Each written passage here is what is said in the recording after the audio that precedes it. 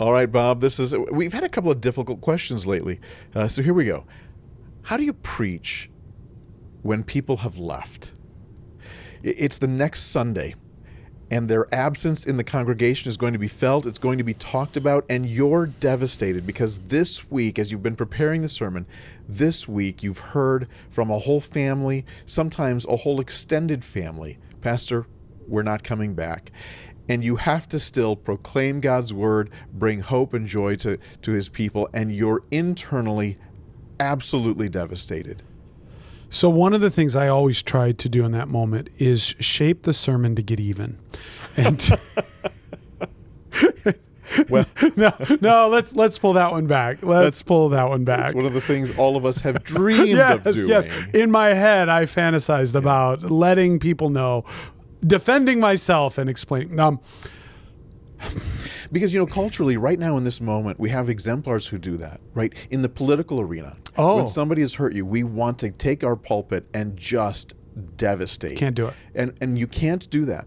You have to. You know what? Actually, you have to resist the temptation to do what we're joking about. You want to know the truth? Yeah. If you do that, then next week there'll be another family gone. Absolutely. There'll be another couple families gone. Yeah. If you come across you'll from the destroy your pulpit ministry in that congregation as vindictive and sensitive and cruel, you will lose the confidence of your congregation and you will lose your community. And I think maybe we could even note here, this isn't where I intended to go. I can't really think of an example where this would be appropriate. You shouldn't probably address the situation. I can't envision a scenario where I would. Same. Where it would be appropriate for me to. Right. I mean, maybe there's a scenario, but I sure can't just off the cuff think of one. So internally, you're devastated and you're reeling, and yet you have to do the task. Again, super practical. Sure, pray, ask the Lord to help, and He does. And He does. He sustains us. But if I'm really practical, the internal self-talk I give myself in that moment. I remember I was with a pastor, a well-known pastor in our community, our fellowship. And I remember him saying this. He told his staff on Sunday mornings before the crowd got there. He would tell them, I know some of you have maybe had a bad week. I know some of you may be upset right now. You may be angry at me. The people walking through the doors of this church have come through their weeks full of all kinds of challenges. And your job is to care for them and minister to them this week. And then he would say, I would tell them, you got to learn to put your game face on. Right. Now, at some level, that feels phony and fake. It does. But it's also true. Well, and I would say theologically, we believe in incarnational ministry. We are, as preachers, as pastors, you are representing Christ in those settings, and you have to do that to the best of your ability.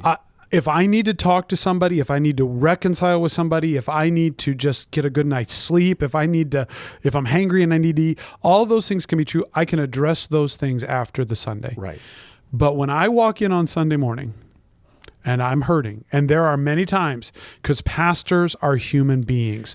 Yeah. Preachers are walking in dealing with the pain of a prodigal. Yeah. Pastors are walking in with their marriages maybe in a difficult moment. And that's not to criticize them and say they've failed. It's just to say they're human beings. Yeah. Maybe there's sickness and they're battling disease. There's real life happens in the life of the pastor. And then there's also hurts, right? People leave, people get mad, and this sometimes is they grab you as you're standing in the lobby. I've had that happen. I'm in the lobby on Sunday morning before I head to the platform, and somebody unloads on me. Yeah. And I tell myself this, it's prayerful, but it's also practical. Put the game face on. Right. I can grieve this. I can address this. I can talk about this later. I don't have the privilege of doing it. The congregation does not need you to do therapy on yourself in front of the crowd. Great advice. And so here's a revolutionary idea. Advice. If you need to do some therapy, go talk to a therapist. Don't do it on your congregation. Don't bleed all over your church. Boy, that we do that, and that damages our congregations in ways that we have a hard time recovering. And this from. is different than being appropriately transparent. Well, and I think that's almost the lie, right? We can convince ourselves that I want to be transparent and authentic. Yeah. But really, when we're just doing self-therapy, it's messy for the people in the pew. And I often, and again, there are exceptions to this rule too, but by and large, I try to preserve the raw transparency, and I try to be very raw transparent, Same. but I will preserve the raw transparency to those things through which I have essentially already come by the grace of God. Absolutely. Not as you're going through them. Not as I'm in the middle of it, unhinged. That's great. And I've been unhinged in the middle of things, right? And so to that, I've only known you unhinged. I'm not going to argue about that. I'm going to let you have that one. Now I feel bad. That's all I ever wanted. But being able to say, I'm here to serve, I'm here to lead, I'm here to minister. I'm going to set aside my hurt and my baggage for the next hour and a half. I'm going to put my game face on, and I'm going to go love people like Jesus would love them, even if I don't feel it inside. That's the best thing I have found. Probably not the only way to deal with it. That's the way. And I just would be so cautious. Don't load up. Don't defend yourself. Don't try to justify yourself in front of the church on Sunday morning. You will always lose that. It never goes well. It never ends well. So these are common experiences I think all pastors, preachers go through. You have to deal with the realities of the life and the pain that you're facing, but you still have to be professional and do the task well. Yes.